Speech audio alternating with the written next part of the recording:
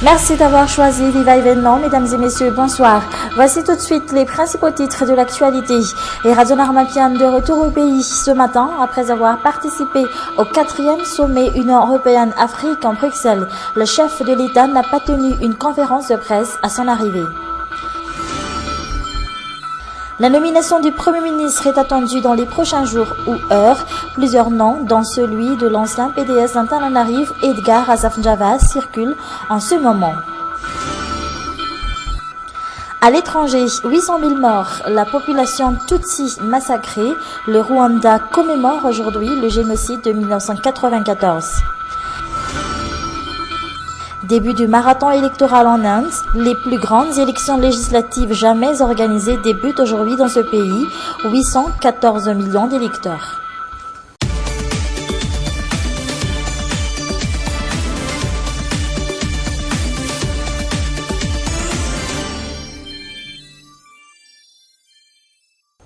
Comme je le disais tout à l'heure dans les titres, Radio Narmapian est de retour au pays depuis ce matin.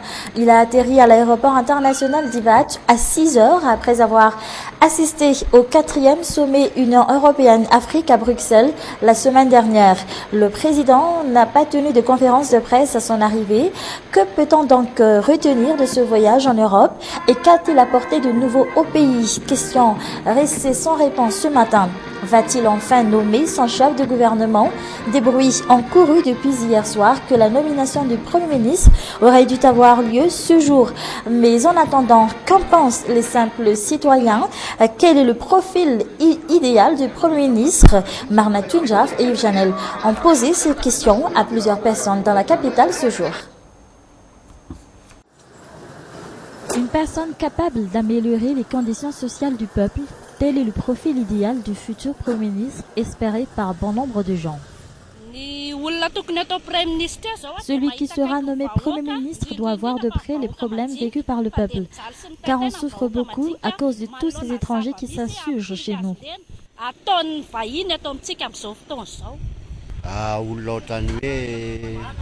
La personne doit penser au peuple.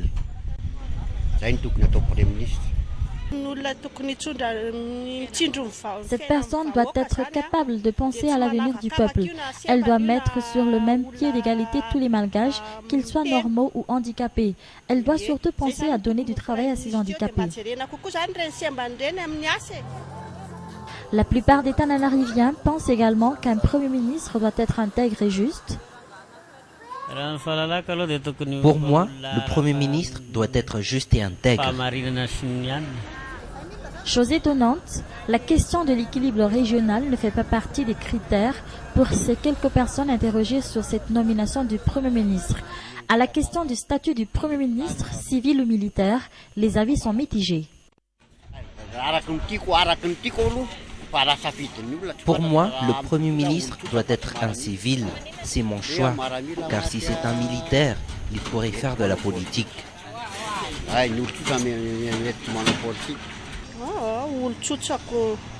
Je pense qu'il doit être un civil. J'imagine mal un militaire tenir ce poste.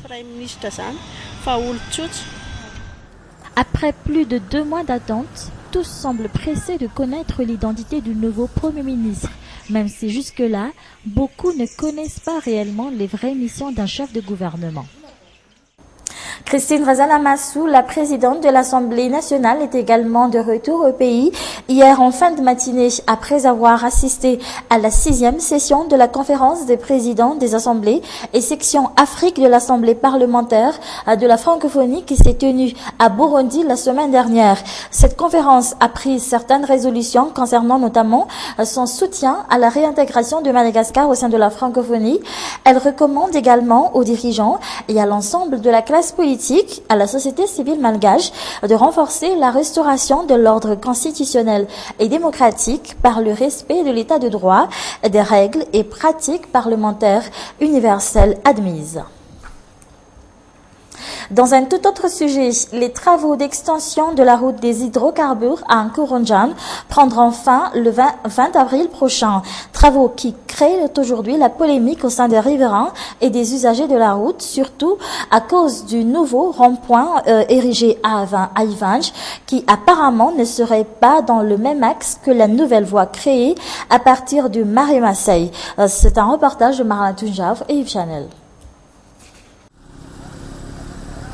Des embouteillages à toute heure sont constatés au niveau de ce nouveau rond-point d'Ivange. Mais ces ouvriers ne sont pas à l'origine de ce bouchon, ni les voitures garées dans les environs. Ce nouveau rond-point est tout de suite pointé du doigt par les usagers de la route des hydrocarbures. Est-il vraiment nécessaire? Les avis sont partagés.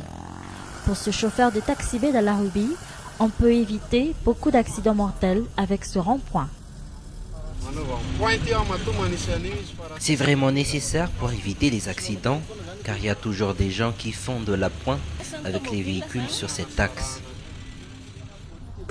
Mais il n'y a pas que les accidents. Ce rond-point est également la solution idéale pour les embouteillages, selon toujours cet usager de la route d'Ivange. Si on doit aller à Ivange, on n'aura plus de difficultés. Ce rond-point est vraiment nécessaire. Ce chauffeur de taxi partage le même avis, mais doute toutefois de son efficacité en l'absence d'un agent de la circulation au niveau du rond-point. D'autres avancent d'autres arguments totalement différents. Ce chauffeur de taxi B qui ne voit que des embouteillages depuis la mise en place de ce rond-point. Il ne fallait pas créer ce rond-point car il ne fait que favoriser les embouteillages. Le problème commence justement au niveau d'Alarbi et avec ce rond-point, rien ne va s'arranger. Je trouve que les ronds-points sont en surnombre sur cet axe. En effet, on compte 5 ronds-points avec le nouveau rond-point d'Ivange sur l'axe de plus de 2 km reliant Alarbi à Nkoronjam jusque devant l'église de Josmamundi. D'après les informations recueillies sur place, un ressortissant Karan habitant les environs aurait exigé la mise en place de ce nouveau rond-point pour faciliter le détour à Alarbi. Cela fait maintenant 10 ans que des volontaires français travaillent à Madagascar. Leurs domaines d'intervention sont très variés, entre autres l'éducation et la santé. Beaucoup d'entre eux enseignent le français aux instituteurs et élèves des zones enclavées de la Grande Île. Ils sont regroupés au sein de l'association France Volontaire qui envisage prochainement d'organiser une grande retrouvaille des volontaires français à Madagascar. Aris Ariel, Inzarandiansou.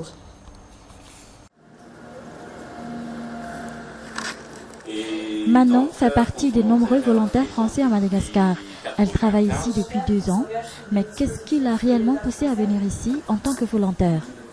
J'étais déjà venue 2 fois à Madagascar en stage durant mes études. Et j'avais beaucoup aimé le pays, donc ça m'a motivée à revenir. Et là, c'est assez intéressant comme mission parce qu'au sein de France Volontaire, on encadre les volontaires donc de France Volontaire comme moi, mais aussi on suit toutes sortes de volontaires, des stagiaires, des bénévoles. Comme elle, plus de 70 volontaires français travaillent à Madagascar actuellement. On remarque notamment leur présence dans 3 domaines différents. Et ce n'est pas qu'un temps en arrive, ils travaillent surtout dans les régions. Selon les explications de ce responsable, le volontariat français touche presque tous les domaines, sauf les entreprises. Les volontaires interviennent seulement en faveur des organisations ou associations à bilan lucratif.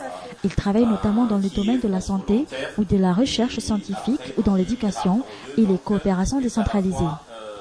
Madagascar fait partie des 55 pays choisis par France Volontaire. Tous les ans, les volontaires français se retrouvent pour une grande réunion, un moment de partage et de retrouvailles entre volontaires français. Fin de cette édition, merci à vous de l'avoir suivi jusqu'à la fin. Je vous souhaite de passer une excellente soirée en notre compagnie. Au revoir.